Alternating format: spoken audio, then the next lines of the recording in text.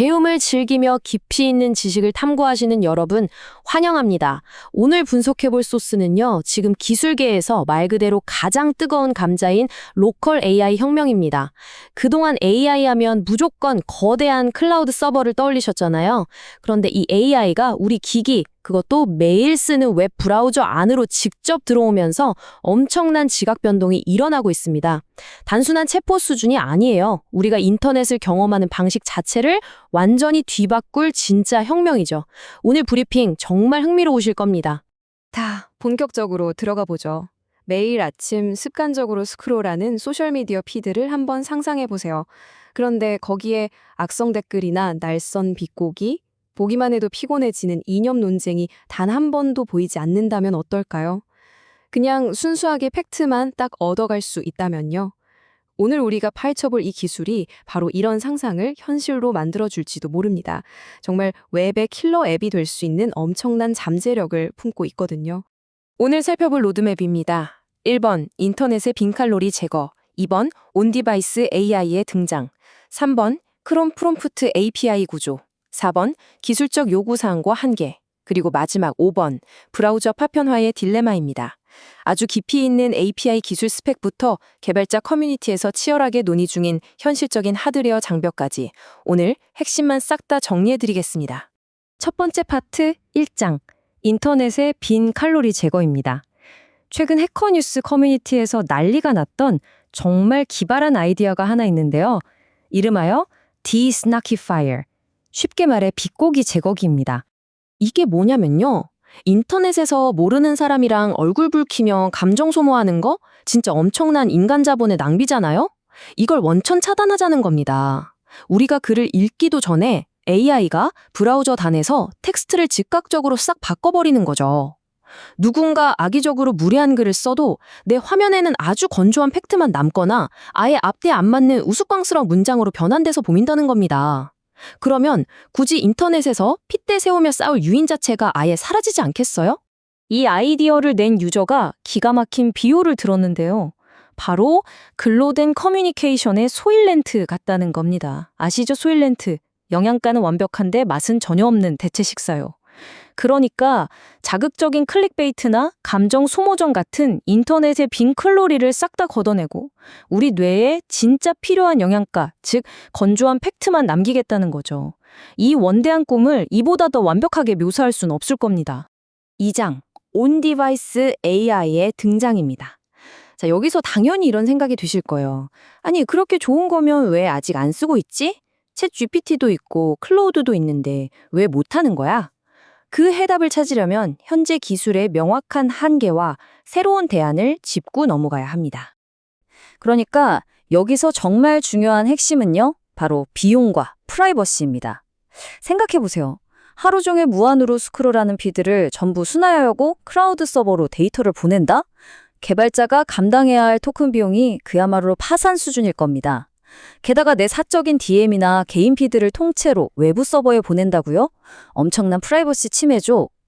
그런데 기기 내부에서 모든 걸 처리하는 온디바이스 AI라면 이야기가 완전히 달라집니다. 서버를 오갈 필요가 없으니 지연 시간도 제로고 추론 비용도 0원. 게다가 데이터가 절대 내 기기 밖을 나가지 않으니까 프라이버시도 완벽하게 지켜지죠. 이게 진짜 될까 싶으시죠? 이 가능성을 증명하는 흥미로운 일화가 있습니다. 구글 크롬의 AI API 담당 PM이 방금 말씀드린 비꼬기 제고기 아이디어에 완전 꽂힌 거예요. 그래서 스나크나다라는 프로토타입을 직접 뚝딱 만들어서 테스트까지 해봤다고 합니다.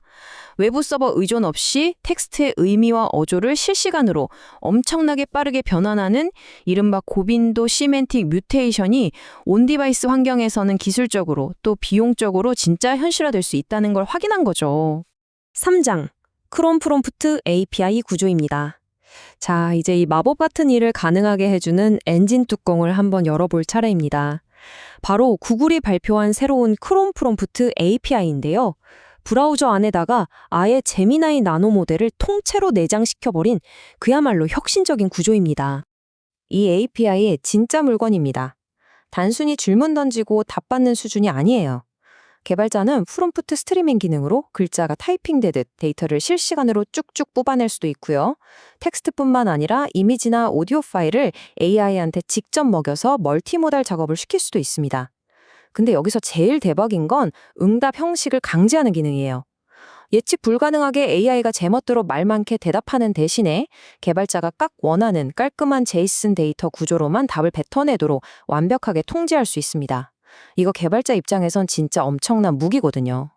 세션 관리하는 방식도 진짜 똑똑합니다.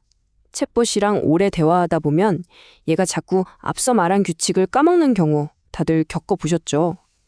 이 API는 초기 설정인 이니셜 프롬프트를 통해 절대 잊어선 안 될 시스템 규칙을 꽉 쥐고 있습니다. 대화가 너무 길어져서 토큰 한계치인 컨텍스트 윈도우를 넘어가게 되면 덜 중요한 예전 대화 내용만 알아서 싹 지워버려요. 그러면서도 핵심 시스템 프롬프트는 끝까지 살려두는 거죠. 내부에서 돌아가는 라이프 사이클이 정말 영리하게 설계되어 있습니다. 사장, 기술적 요구사항과 한계입니다. 와, 여기까지 들으면 진짜 꿈의 기술 같고 당장 내일이라도 인터넷이 천국이 될 것 같잖아요? 하지만 모든 마법에는 대가가 따르는 법이죠. 커뮤니티 개발자들이 뼈 때리게 지적하는 아주 차가운 현실의 장벽들을 한번 점검해 보겠습니다. 22GB. 네, 잘못 들으신 게 아닙니다. 이 어마어마한 숫자가 뭐냐면 이 모델이 돌아가기 위해 여러분의 컴퓨터에 필요한 최소 여유 저장 공간입니다. 크롬 브라우저 자체 설치 용량은 상대도 안 될 만큼 거대한 사이즈죠. 처음 모델을 다운로드하는 데만 이런 엄청난 공간이 필요한 겁니다. 상세한 하드웨어 장벽을 짚어볼까요? 진짜 만만치가 않습니다. 일단 윈도우 10이나 macOS 13 이상은 기본이고요. 4기가가 넘는 그래픽카드 램이나 16기가 이상의 일반 램, 거기다 4코어 이상의 CPU가 필요합니다. 실제로 어떤 개발자가 이 API로 검색용 로컬 AI, 일명 가난한 자의 올라마를 만들어서 무료로 배포해봤는데요. 사용자 경험이 정말 끔찍했다고 해요. 왜냐고요? 웹사이트 딱 들어갔는데 첫 대답을 듣기도 전에 그 거대한 모델을 백그라운드에서 다 다운받을 때까지 마냥 기다려야 하거든요. 심지어 무거운 작업을 뒤로 빼주는 웹 워커 기능도 아직 지원을 안 합니다.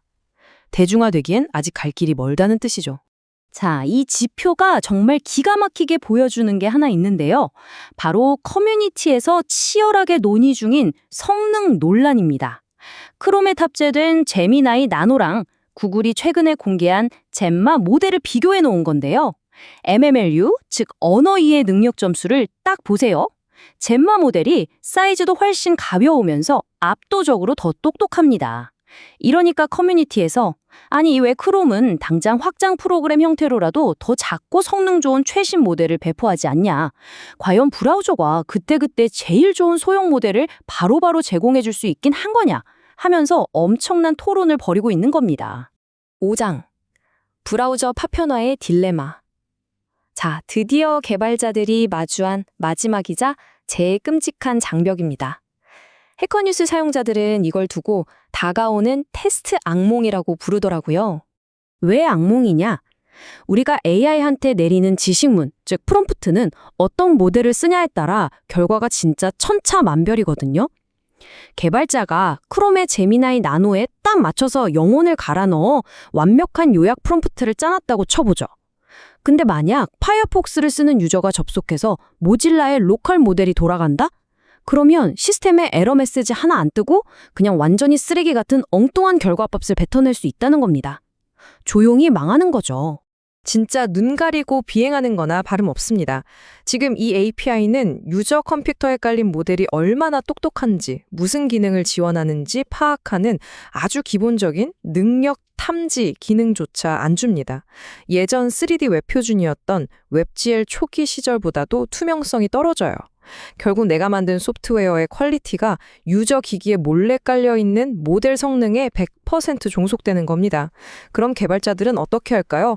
테스트의 편의성을 위해서 당연히 제일 많이 쓰는 크롬의 제미나이 모델 하나에만 기준을 맞추게 되겠죠.